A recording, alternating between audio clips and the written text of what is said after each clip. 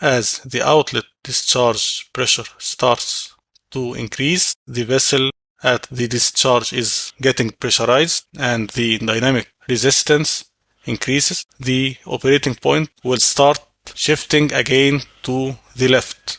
Surge occurs, then the flow will be back to the vessel and the cycle goes on.